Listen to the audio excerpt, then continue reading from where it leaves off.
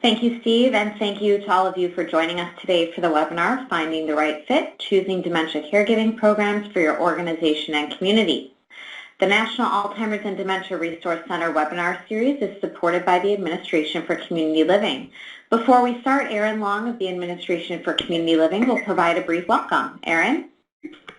Hi, everyone. Thank you so very much for taking time out of your busy schedules to join us today to learn about choosing the right caregiving programs for your organization and community. I want to thank Dr. Heather Menne and Dr. David Bass for generously sharing their time with us and helping inform us all on what is out there for us. So with that, back to you, Sari. Thanks again. Thank you so much. So as you heard, today's presenters are Dr. Heather Menne and Dr. David Bass. Just a brief introduction, Dr. Heather Menne is a senior health policy researcher in the Aging, Disability, and Long-Term Care program at RTI International.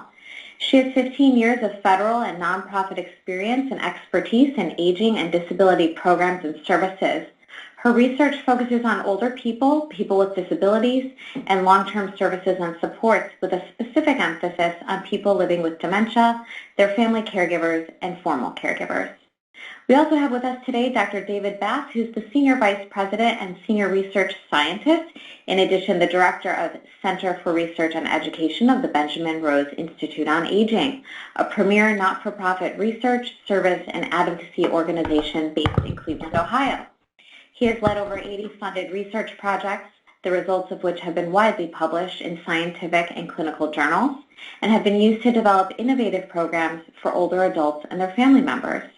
Without further ado, I will turn the program over to Dr. Heather Menne for her presentation, and following her will be Dr. David Bass. Thank you.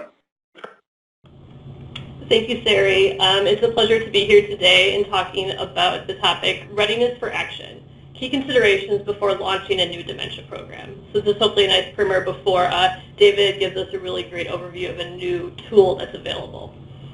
Before I really get started on this, though, I really want to, again, thank Sari and Erin for inviting me to talk today. And also, I want to acknowledge my colleague, Sally Bolin, at Memory Lane Care Services, as well as the ASA Leadership Institute, where Sally and I have been able to hone the different talking points on this topic that we've been discussing over the last few years. So before you really find the right fit, I would argue that you and your organization need to know if you're ready for a change and what that change might look like. My presentation today will highlight important areas that organizations need to consider before they embark on introducing a new program or service in their community. Over the last few decades, there has been amazing growth in the availability of dementia interventions, and specifically a growth in the number of interventions that have a research or empirical basis for outcomes that benefit people living with dementia and or even their family caregivers. Some of these interventions have been used in non-research environments and delivered through local organizations. As I noted before, in a little while, Dr. Bass will share with you a resource for how to identify some of those interventions and programs. An exciting part of the growth in available programs is that organizations can identify these quality programs that meet the needs of the organization and their clients. For example, if your organization has a mission to serve people living with dementia by focusing on the strengths of that person, there's a program that has that as a really core focus. More and more often, I hear about foundations targeting a focus of their grant awards on dementia and caregiving. And evidence-based dementia programs meet that criteria presented by foundations and even federal funding sources. An important but not often talked about component of evidence-based programs is the role of collaboration. Whether that's the collaboration of service providers working together to deliver the program or to cross-train on program components, or maybe it's a service provider evaluator collaboration to monitor the delivery and assess the quality of the program being delivered. Collaboration can take time, but can also lead to stronger programs that support people living with dementia and family caregivers. While all this sounds good, there are challenges. Who should you collaborate with? Which programs make sense for your organization?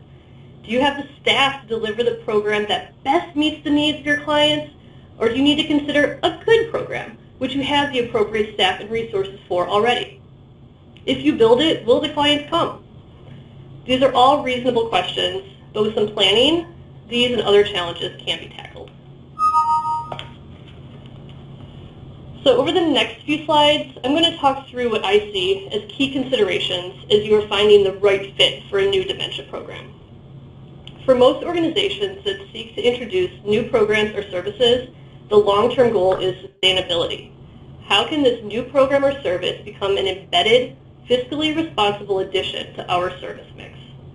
And it can be argued that when introducing new programs or services, these boxes you see here, meaningfulness, clients, program characteristics, and all the rest, they represent areas that need to be considered when selecting a program and working towards sustainability. So first, meaningfulness. What is the mission of your organization? Introducing a new program doesn't mean you should go very far afield from your core mission, but it could be an opportunity to expand and stretch that mission to serve your clients and community in a way that complements your ongoing mission. Is your mission along the lines of to provide care, services, advice, and support to persons living with Alzheimer's disease and related disorders and their families and caregivers? Would it be meaningful to your community and still in line with your mission to provide care, services, etc. to people at risk for Alzheimer's disease or related disorders? In finding the right fit of programs, what outcomes matter most? Is changing the functional ability of the person living with dementia important to your organization? Or maybe it is to decrease the depression of caregivers. There's no wrong answer, but it's important to know and think about what outcomes matter most. My colleague often brings up the term or the item purposeful engagement. The intent being to consider whether it is important to your organization that any new service or program includes the opportunity to engage the person living with dementia or a family caregiver in a purposeful rather than a simply functional way. For example, there's really wonderful home-delivered meal programs out there that allow for maybe a quick, friendly visitor. There's also really helpful meal delivery programs that just drop a meal at the door and there's no friendly visitor. Both are really important, but one you could argue has a little bit of that value add. So I think that's what we mean by purposeful engagement here. So community characteristics. We need to consider, are there enough people in your community who would realistically use your new program or service? Would your new program actually be new? Or is there already another organization providing it to most people? Who might be competition? And could they be transformed into partners? Stakeholders can help make the program launch and sustain. These stakeholders may be internal to your organization, such as the board of directors, or the stakeholders could be external, such as funders, referral partners, even potential clients. Stakeholders should be identified and acknowledged as a resource to help you understand the parameters in your community where your new program will occur and flourish. What are the funding streams for your new dementia program or service? I use the plural here, streams. They're because, as we'll touch on later, you will likely need more than one funding stream as you launch and sustain your program. Maybe you obtain initial funds from a local foundation or county government funds. Those funds often have a time limit, and then what? Planning ahead for more grant applications, a long-time benefactor, or even setting up a fee schedule for clients to participate may all be options that are considered early on. If the program's a success, it would really be unfortunate if it has to stop. There's no ongoing source of funding. Your clients. Before embarking on a program, you have a chance to review who your organization is already serving. It may be clear to you the values and needs of your clients, or maybe it's an opportunity to ask, do they value innovation? Do they value inclusion and diversity? Are the spectrum of client needs clear, or could you dig deeper to learn about other needs that your organization might be able to address? For example, if your organization serves a growing number of people who are in the early stages of dementia, have there been town halls, listening sessions, or even surveys to learn the needs of these individuals and their caregivers? Or have your staff begun to alert you to repeating themes they see in the clients they work with? As Dr. Bass will note in his talk, some programs for people with dementia and caregivers may require different levels of ability and willingness to participate. Do you see your clients as active participants who would welcome an interactive program? Or might they be more passive and benefit from an education-only program? If a program might involve directly the person with dementia, what level of engagement would be possible with your clients? Are they early stage or more advanced in their disease progression?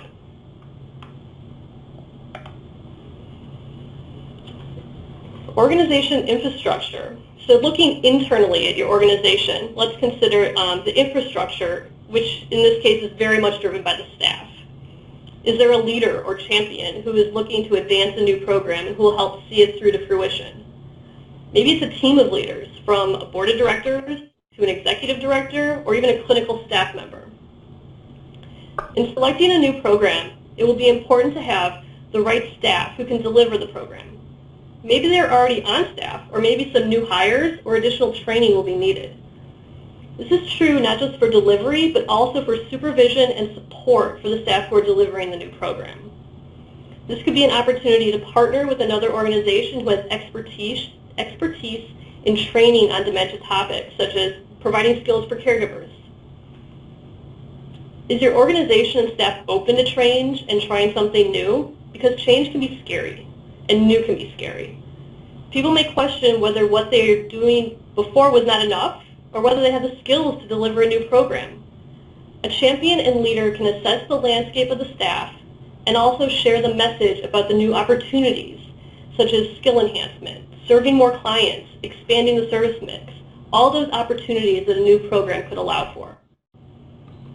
So we touched a bit on this before, but how will a new program fit with your organization? Will you be looking to go pretty far beyond your current mission and program mix? Or will a new program be a logical extension of your mission and current programming? Neither way is wrong. It just depends on the organization you have and the outlook on these opportunities. One piece, and maybe it doesn't quite fit perfectly on this slide, but as you're finding the right fit, I think it helps you to have experts at your side. So when I need a new pair of running shoes, I know I seek out an expert who's going to guide me towards the right pair for my running style, shoe size, whether I need a neutral shoe or a stable shoe, or even shoe type for trail running. Well, the same could be said for finding the right program fit. Are there experts linked to the programs you are considering, or experts linked to the populations you are looking to start working with? Maybe you want to have a quality measurement and quality improvement plan in place, and you don't have those skills in-house. Accessing experts in these areas can help you as you find, select, and begin a new program at your organization. We spoke earlier on organization program fit. Now I want to flip that. You have found a great program that you are excited about, but you should pause. Does it really fit with your organization's mission, staff, clientele, or could it really fit with just some minor modifications? The program you identify, is there evidence that it works? Whether that means it's beneficial for the clients or it's beneficial from an investment standpoint for the organization. Thinking again to sustainability, it's important to consider how the evidence of the program can be used to sustain it for long term. Again, for that program, you need to know who is the target population.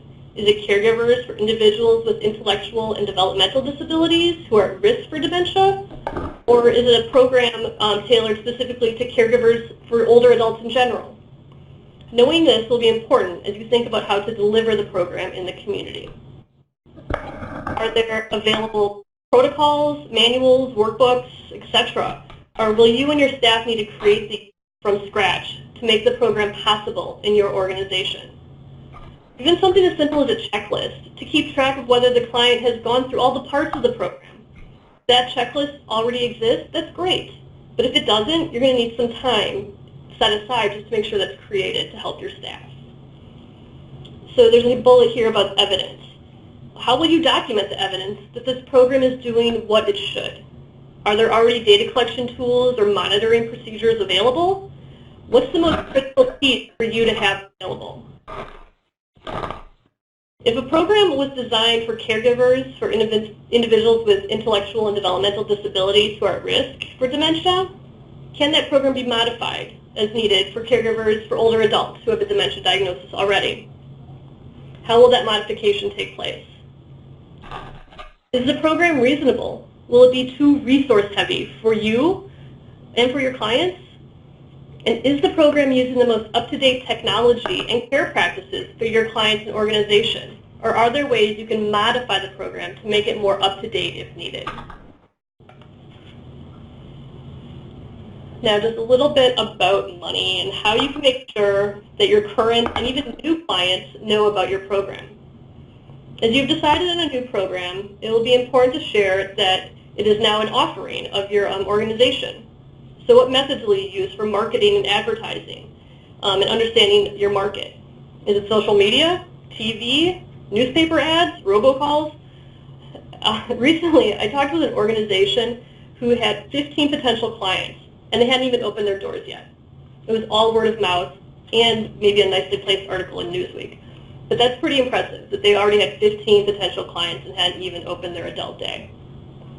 Related to marketing, but also related to sustainability, is costs. What are the direct and indirect costs of any new program? Will you need more space for any equipment or even have to buy more laptops? How will those costs be paid for? Do you have a grant, an endowment, funds from the city, county, or state? Maybe as you consider sustainability, it will be worth outlining fees or payment structures to keep the program going or even expand it to more people. So just as a brief summary, as noted earlier, it's important to begin sustainability discussions early, and I hope you saw as we talked through the other elements how they connect with sustainability planning. So just to review, key elements of sustainability from inside your organization include the buy-in, interest, and willingness of your clients, staff, and leadership, as well as identifying ways to make a program part of your service options long-term. Externally, just as with internally, it's important to maintain a pulse on what is going on in your community and in the service field. Do you expect that long-term there will be enough clients in your area who will use this program?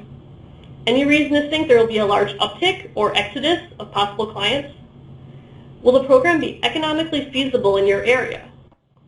Will a high-cost program in a low-income area have enough return on investment over the long term? Also, important to keep an eye to the outcomes being achieved or maintained. Keeping an older adult living at home longer is often a great outcome. And will these outcomes indicate you should shift your thinking about the program and service delivery mix? And finally, revenue streams. You may start out with grant funds, as noted earlier, but those often don't last forever, and you will want to be able to deliver quality programs to your clients. What skills, plans, and structures can be put in place to make this all possible over the long term? That was my brief comments, and I want to thank you all for listening to this overview of key considerations before launching a new dementia program. I am now going to turn it over to Dr. Bass, and later we will both answer some questions. Thanks. Hello, everyone. Thank you for the opportunity to present today. Appreciate support from the Administration for Community Living. And I'm here representing a team of folks that developed a new product that can help with a lot of the issues that Dr. Meny discussed. And this is on my first slide. This is really my most important slide, because in the middle of the slide you'll see a hyperlink to BPC Best Practice Caregiving.caregiver.org. Don't go yet to that hyperlink. Don't leave the webinar, but I hope that soon after the webinar you'll get a chance to go to this online resource and play with it and see it. And it is called Best Practice Caregiving, and it is part of the Family Caregiver Alliance website. The goal of this project that we've completed to launch this online resource was really to increase the availability of evidence-based programs for family caregivers of people living with dementia. And it is for professionals, so it is designed to help professionals choose new programs. Following up on Dr. Meny's comments about what we think of as an advancement in the field has been the development and testing of many non-pharmacological programs that have proven benefits for family caregivers, friend caregivers, of people living with dementia. Some of those programs also help the person living with dementia as well, and a subset of them are ready for broad-scale community implementation. Here are examples of the kinds of things that these programs assist with. One of the things we often hear from people is that these programs are all alike, and one of our goals was to show how the programs were different from one another. And if you look through this list of the types of assistance provided, you can see there's a wide range of things these programs do. Although these programs have been proven in research and some of them have been implemented in community settings, most of these programs are not available to most family caregivers and friend caregivers. Very few healthcare and community organizations offer any of these programs, and there are a number of reasons why these programs are not more widely available. One of them is that they're difficult for professionals to know about these different programs. There's no one place people can go to find out about them. If you go to research articles that were published in the testing and development of these programs, it's hard to find information that healthcare and community organizations need if they want to decide whether a program is right for their organization, right for their community. Following up again on Dr. Many's comments about how you choose a program. So if you want to know about the program's manuals, the quality of those manuals, the form they have, the characteristics of the staff who deliver the program, whether there's training for delivery staff, and the costs of programs, it's difficult to find that information in published research articles, even if you can find those research articles. Best practice caregiving is one part of what we think of as a solution to the lack of availability of these programs in most communities. It is an easy-to-use online tool for professionals. We've included 42 proven dementia caregiving programs, and for each program, there's a comprehensive profile of the characteristics of those programs with an emphasis more on implementation characteristics of the program, some information on the research, but more emphasis on implementation, because we really want this to be a tool for organizations and providers who are looking to add a new program. We also include information about the experiences of those organizations that are doing the program now. So although not widely available, there are organizations delivering some of these programs, and we've collected information from those organizations so you can find out how has it gone for them when they've offered these programs. We've given an overview of the research studies and findings, enough to give you a good flavor for what was found in the research. We've provided complete program bibliographies. If you want to go to those research articles, Best Practice Caregiving has links to all the published articles for each program. And importantly, there's a name and contact information for how you reach the person who distributes the program now to find out more about how you can actually start a program in your organization. It was very tricky for us to develop the eligibility for best practice caregiving. This slide has our 3 eligibility criteria. I'm not going to go into these in depth, but we know we didn't include all programs. We struggled with drawing the line at which programs should be eligible and which shouldn't. So that's a caveat to best practice caregiving that we have to acknowledge, but this will at least show you what are the characteristics we focused on. We also know there are more programs waiting in the wings to come into best practice caregiving that we didn't know about, even though we tried hard to find all programs that have been out there and have been tested in research and have been made available in communities in real-world settings. But we didn't find them all, and we will be adding more programs over time as we discover new programs or people come to us about their programs. And if you know of a program that might meet these eligibility criteria, please let us know.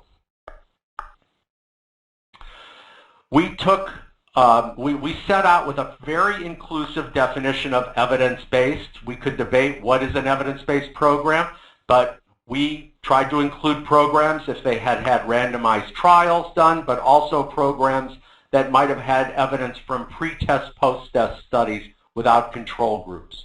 We focused on implementation and program characteristics, experiences of delivery sites, basics about research, and hopefully all the information an organization would need to take a next step toward program adoption.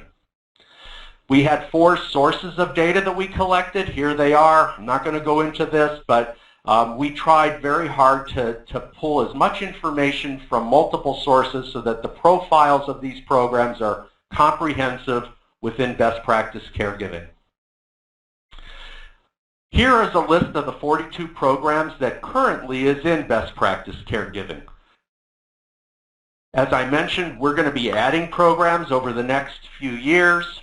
There are at least a dozen programs that we know of that we hope to add over in the coming years. So this 42 will probably increase very soon. As I mentioned, Best Practice Caregiving is part of the Family Caregiver Alliance website. This is the home page of Family Caregiver Alliance website, and unfortunately I'm not able to do a live demo of the website. I gave you the link in that very first slide so you can visit it and you can experiment with the information that's in there. Also, we will be having a live walkthrough of the website on February 5th. If you're interested in that, you can go to benrose.org, that's Benjamin Rose Institute on Aging's home website, and you can register for that webinar February 5th at 1 p.m. Eastern Time, and we're going to do a live demo of how the website works. You can see down at the bottom right, there's our logo. You can click on the Visit Now rectangle in yellow, and that will take you right to the Best Practice Caregiving online resource.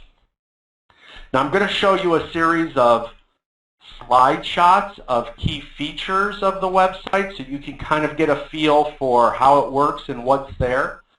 This is the landing page that you first come to when you go into Best Practice Caregiving. There's another page that gives you information about the methodology that we used, about how to use the online resource, and a number of other things, including these are our funders. So Best Practice Caregiving is a product of a 30-month project that we've recently completed. The John A. Hartford Foundation, the RRF Foundation on Aging, formerly known as the Retirement Research Foundation, and Archstone Foundation are the funders for Best Practice Caregiving and have been incredibly helpful over these last 3 years of working on this. Here's a list of our project team. This is a joint project between Benjamin Rose Institute on Aging and Family Caregiver Alliance, as well as Katie Maslow from the Gerontological Society of America. Here's a list of our advisory committee members who were incredibly helpful along the way. And this is what you come to from the landing page if you click View Programs. So this is the beginning of looking at the different programs that are in Best Practice Caregiving.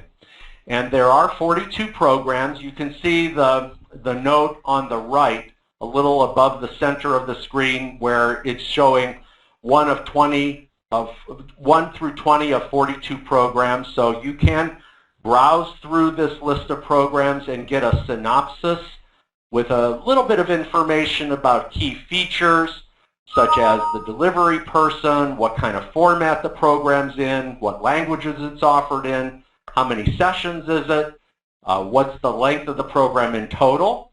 You can find the program developer's name on the right side of the name of the program, that first one being Acquiring New Skills While Enhancing Remaining Straight. You can see Catherine Judge as the developer. And importantly, on the left side, you can see different ways of filtering or selecting down a subset of the 42 programs based on the characteristics of those programs. It's hard to show you this in action, but I'll show you this next slide, what I did was I filtered the programs by those that were available all or in part in Spanish. So on the left side there, you see I have Spanish as one of the languages checked. There are 17 programs that are available in Spanish.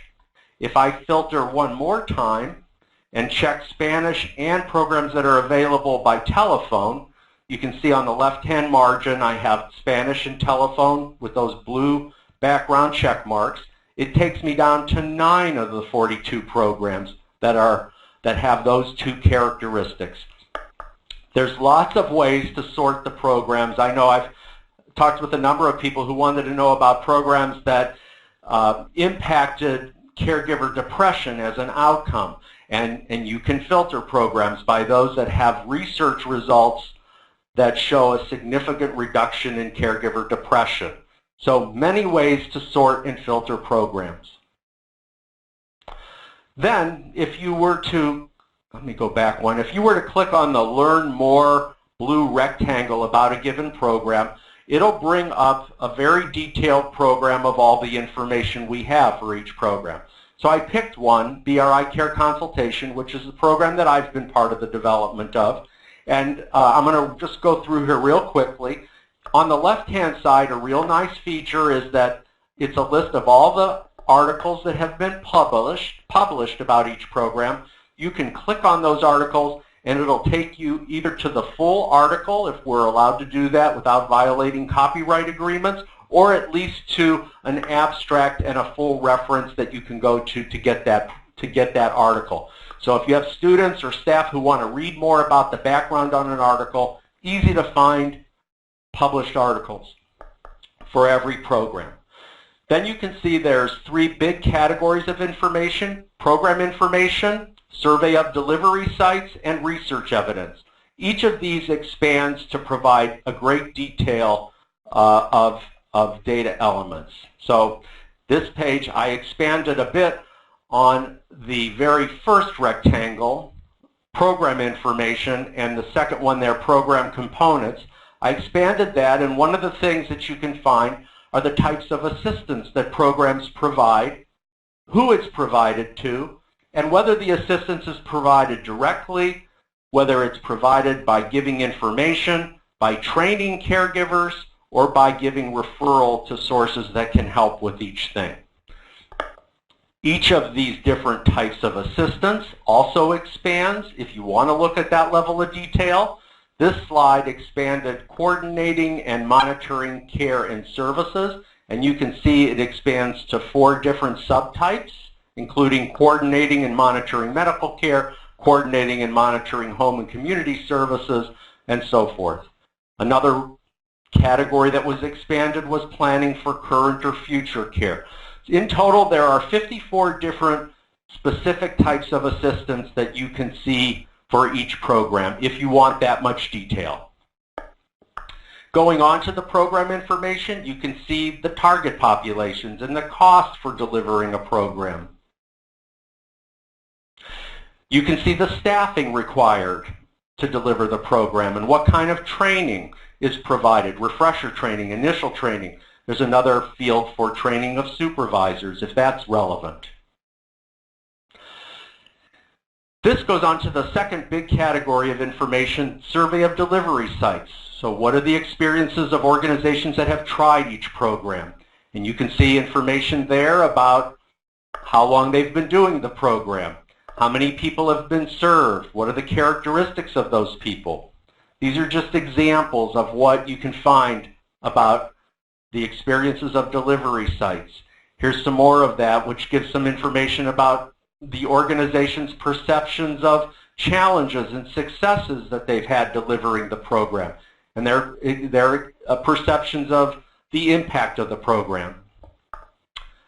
This goes on to the third category, the research evidence. So you can find a lot of information about what the research outcomes were for each study, the types of research designs used in the studies. There are simple summaries like this chart. These all expand if you want more detail. And if you want a lot of detail, you can go into a description of each of the studies, which gets into more in-depth about the details of the sample and the research methodology, including a specific reference to to a particular article or articles about a study. One other feature of the website is ability to do side-by-side comparisons. So this is an example of the compare feature. I picked 3 programs here. Each of these programs are put in its own column, and underneath you have your choice of many different characteristics that you can compare programs. This next slide shows you a selected number of those characteristics. So you can do these kinds of side-by-side comparisons to see what programs right for you and your organization. That's all the slides I have to show you the website. I will tell you that we are continuing to work on best practice caregiving. We are beginning a 2-year dissemination grant funded currently by the John A. Hartford Foundation, with a number of other foundations being approached about possible funding. Our goal is to really make this website known so people use it, so please go to it, tell other people about it.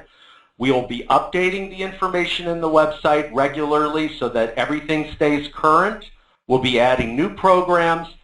We're trying to develop a system for financial sustainability so this website continues for many years, well beyond this 2-year implementation or dissemination grant.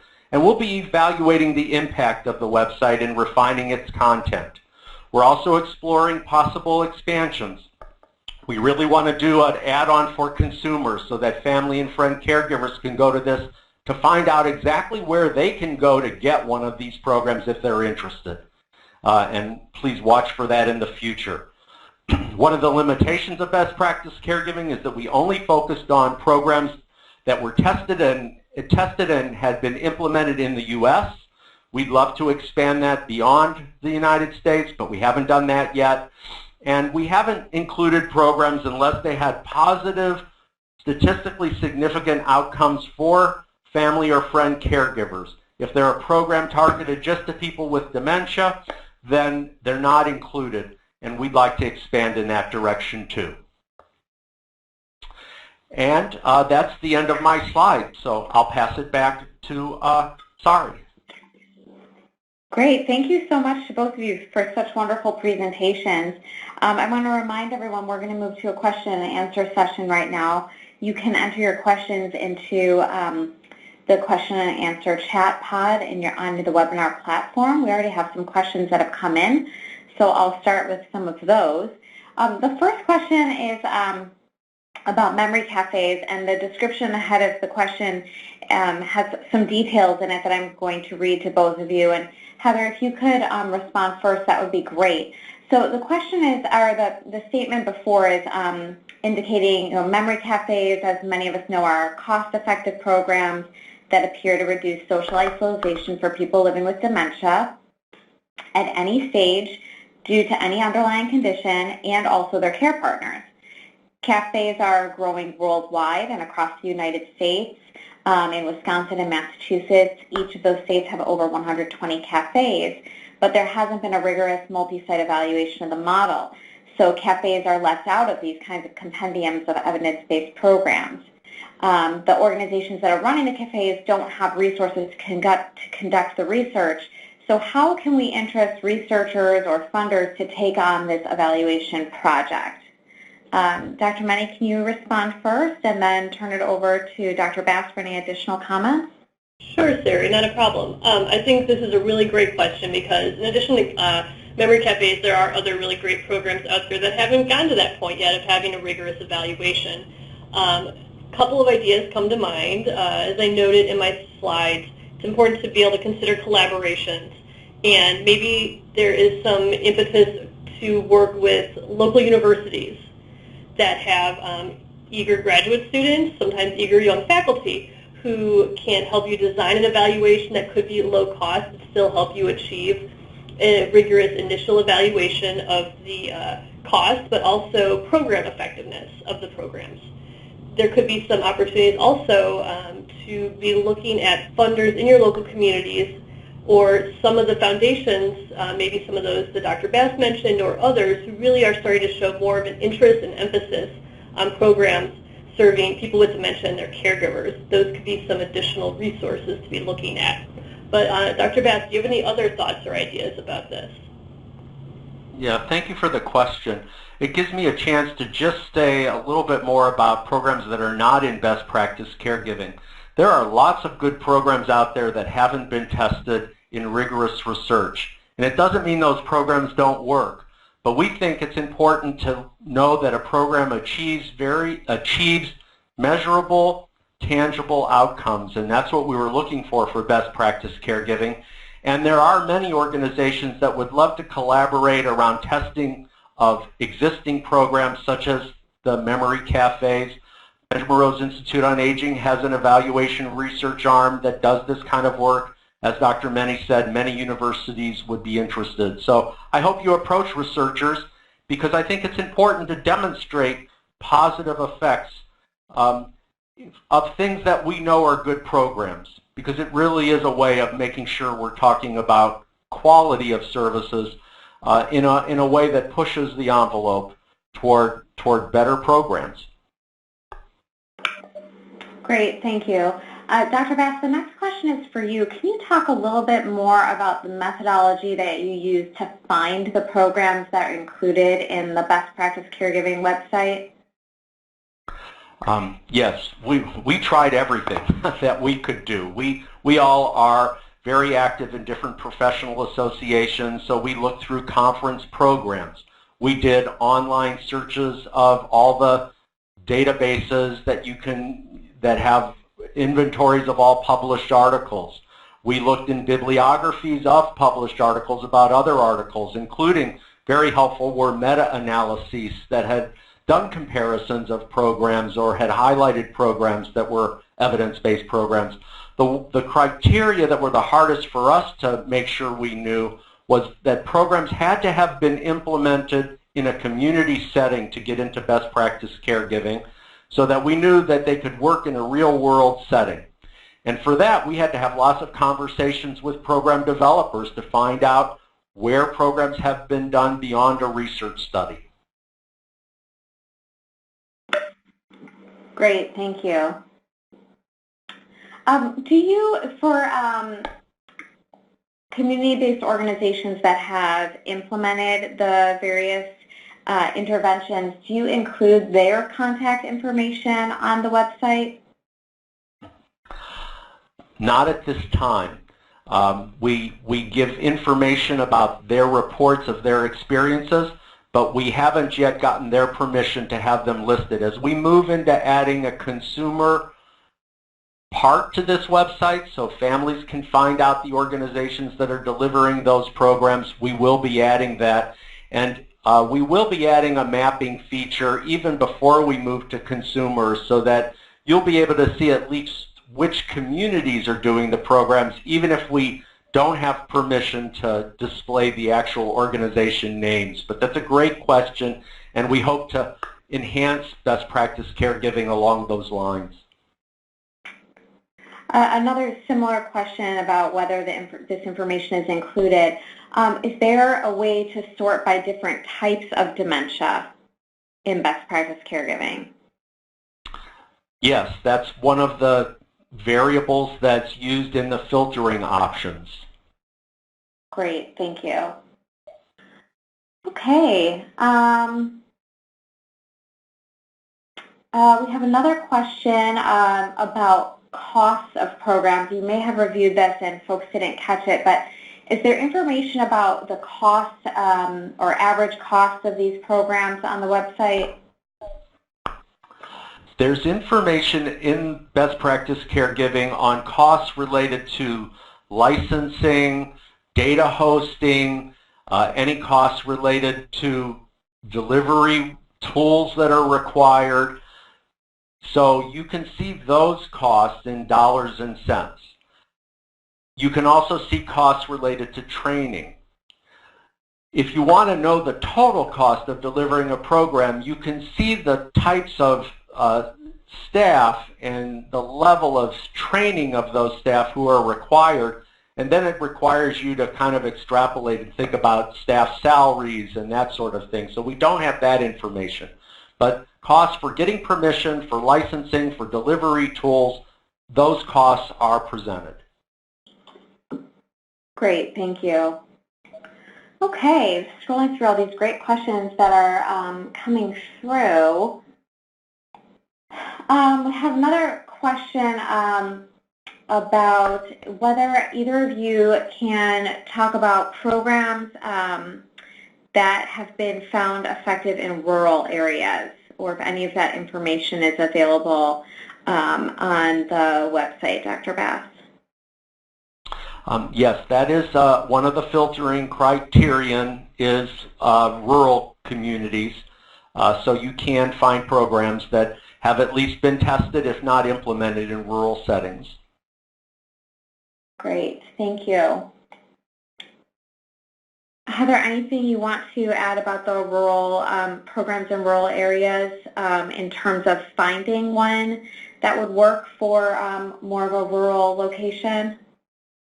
I guess some considerations I would just put out there is while there may be programs that come through as being operated and delivered in rural areas, it really takes important thinking to play through what costs there may be to that.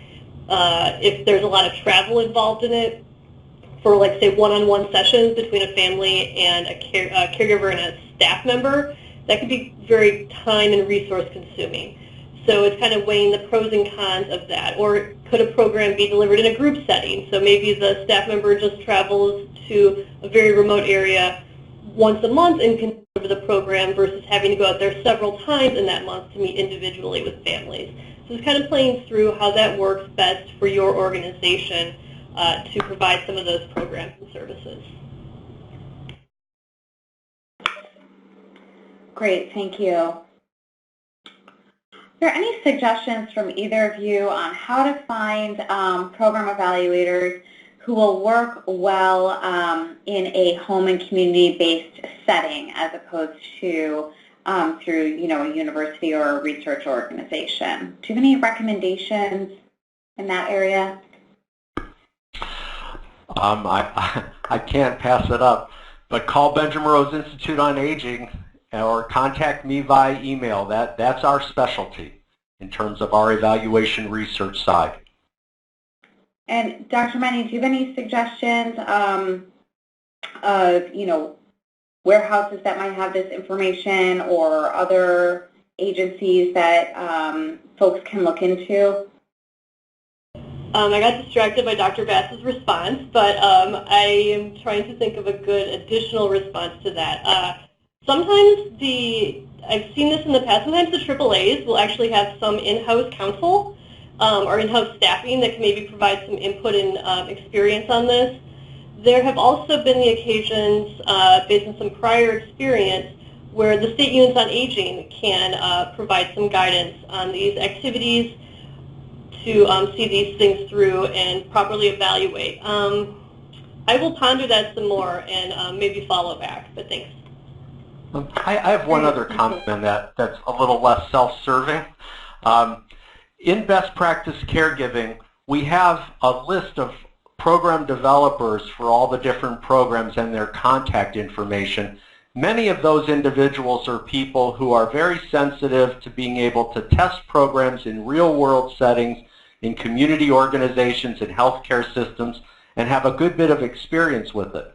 So you could go through best practice caregiving. You could look at some of the articles that you can link to about each program, and you can find individuals in those articles, including program developers, who have done the kind of work in community organizations, in healthcare settings, and would be experienced with that kind of research. So I think that it could be a helpful tool for identifying a number of people who are very experienced with the kind of research you're talking about. Great, thank you. Someone had asked earlier about organizations that have implemented some of these various evidence-based interventions. And the National Alzheimer's and Dementia Resource Center does have one document that may be useful. It's on the NABRC website. It's called Grantee Implemented Evidence-Based and Evidence-Informed Interventions. And in that document, you can see the current and previous grantees that are implementing or plan to implement various evidence-based and evidence-informed interventions. Some of those will cross-reference to what you see in the Best Practice Caregiving website. There is overlap there between the various evidence-based interventions. So I just wanted to make sure folks had that information. And you can always contact me for the specific link, but I will try and send it out to all of you. Let's see, some more questions here. We have time for a few more.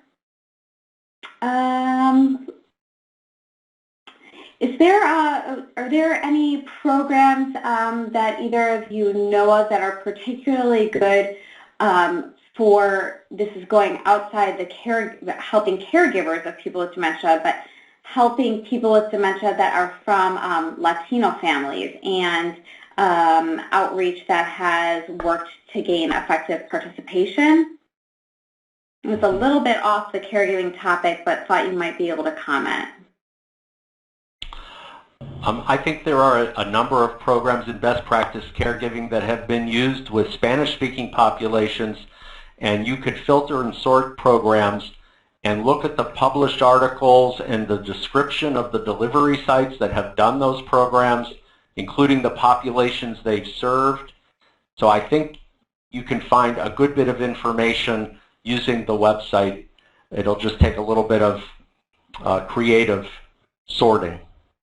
And to follow up on what Dr. Bass just noted, I think that's an important consideration. It was brought to my attention not too long ago that there are some really good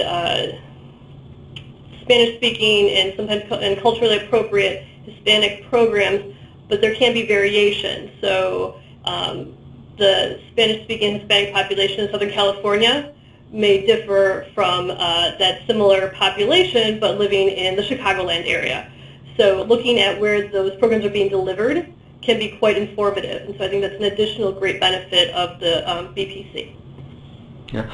I might also mention that one of our advisory committee members, Deborah Cherry, is a very knowledgeable expert on on this topic and is listed in the website as one of our advisory members from Alzheimer's Los Angeles.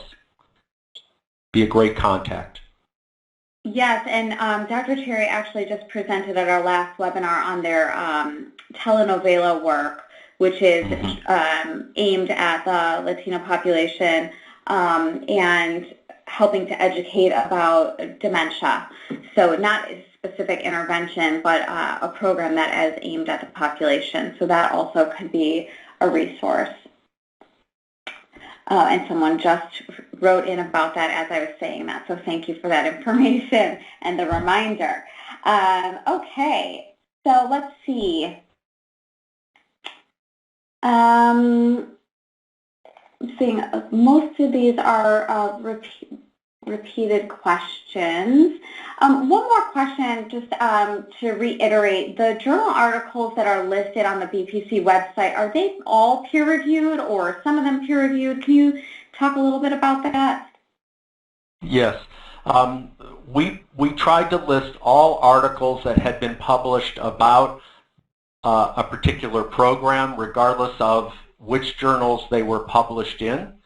We did not include newsletters, blogs, that sort of thing, but if they were published in a I'll say more academic journal, even if not peer-reviewed, those articles are listed.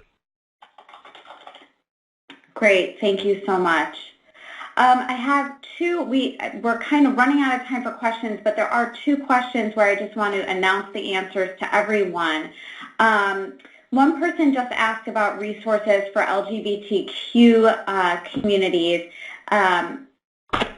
You can mention, Dr. Bass, if there's anything on the website about that, but I also wanted to mention to everyone that on April 13th, we will be hosting a webinar on that topic, LGBTQ communities and persons with dementia.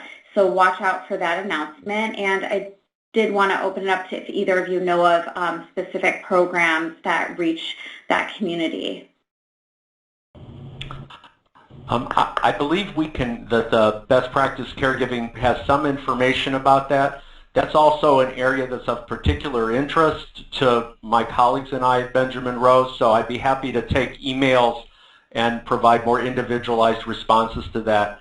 We work with a group called Diverse Elders Coalition doing work around caregiving, and that's one of the important areas. The LGBTQ population and programs for them is a major focus of the Diverse Elders Coalition. So again, please don't hesitate to email me about that. Great. Another question was just asking for the information about our next webinar. And our next webinar in this series will be February 12th, and it is on occupational therapy and social work, offering community-based approaches to support people living with dementia and their caregivers. So we hope you join us for that webinar as well. We are going to close out now for our afternoon, and I want to thank both of our speakers again for a lively presentation and some great information for our participants. And I'll turn it back to Steve Morse for some final remarks. Thank you very much, Sari, and I also want to thank our presenters here today, Heather and David. Great presentation. It is time for us to wrap up here, everyone. We do appreciate you joining today's webinar.